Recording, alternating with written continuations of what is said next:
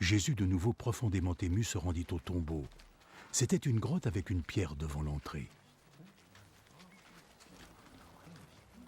Retirez cette pierre.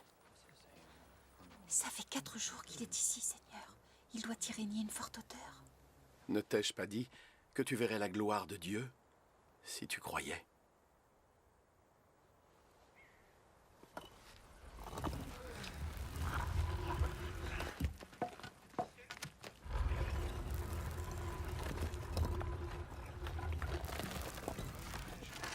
Alors, la pierre fut retirée.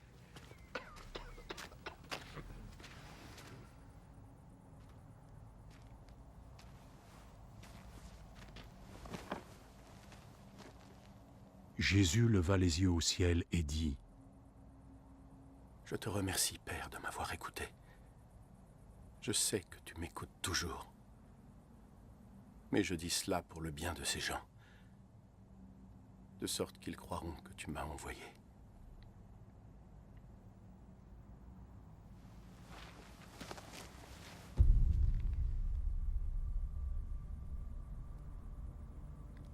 Après avoir dit cela, il cria d'une voix forte : « Lazare! Sors de là! »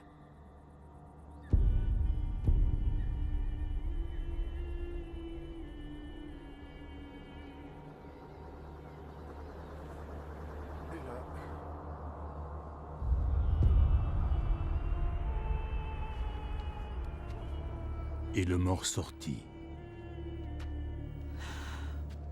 les pieds et les mains entourés de bandes, le visage enveloppé d'un linge.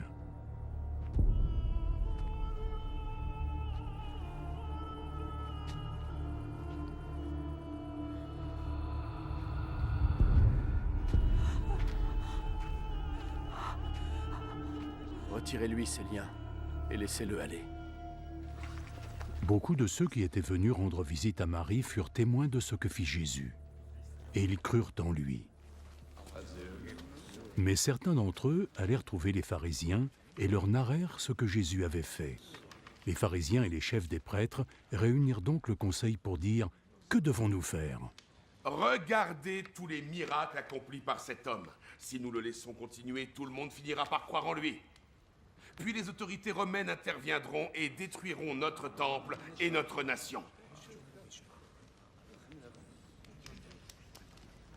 L'un d'entre eux, nommé Caïphe, qui était un grand prêtre cette année-là, leur dit : « Êtes-vous stupide?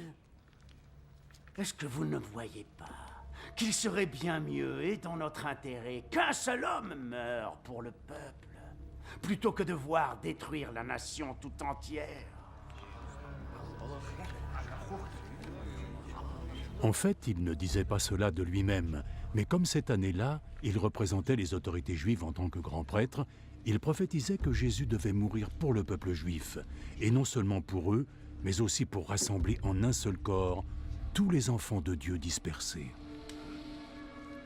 À partir de ce jour, les autorités juives décidèrent de tuer Jésus. Jésus ne se déplaça donc plus publiquement en Judée. Il partit et se rendit dans une région à côté du désert, dans une ville appelée Éphraïm, où il s'installa avec ses disciples. La fête de la Pâque juive était proche, et beaucoup de gens du pays se rendaient à Jérusalem pour effectuer les rituels de purification. Ils cherchaient Jésus, et tout en se rassemblant dans le temple, ils se demandaient les uns les autres : « Qu'en pensez-vous ? Il n'osera sûrement pas venir à la fête, n'est-ce pas ?»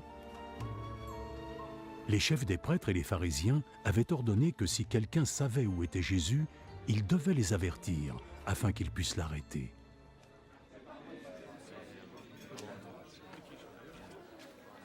Six jours avant la Pâque, Jésus se rendit à Béthanie, où vivait Lazare, celui qu'il avait ressuscité d'entre les morts.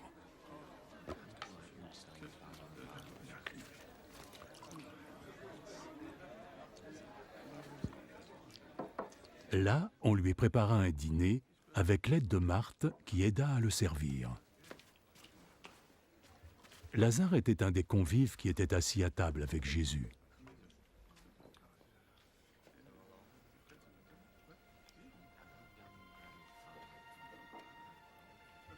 Marie prit alors un demi-litre d'un parfum très cher, fait de nard pur.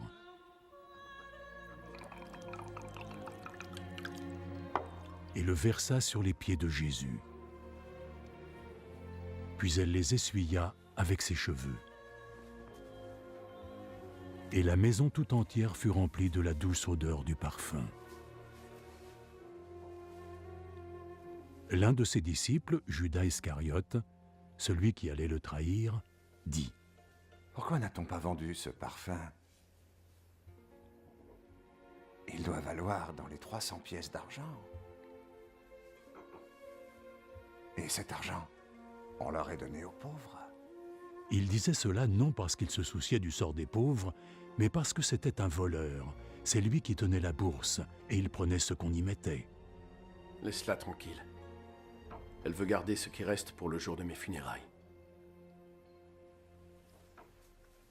Vous aurez toujours des pauvres avec vous. Mais moi, vous ne m'aurez pas toujours.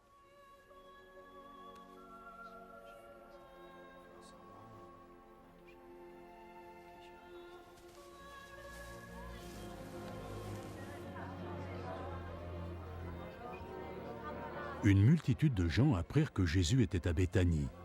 Alors ils y allèrent, non seulement à cause de Jésus, mais aussi pour voir Lazare, que Jésus avait ressuscité. Les chefs des prêtres décidèrent alors de tuer aussi Lazare, parce qu'à cause de lui, beaucoup de Juifs se détournaient d'eux et croyaient en Jésus.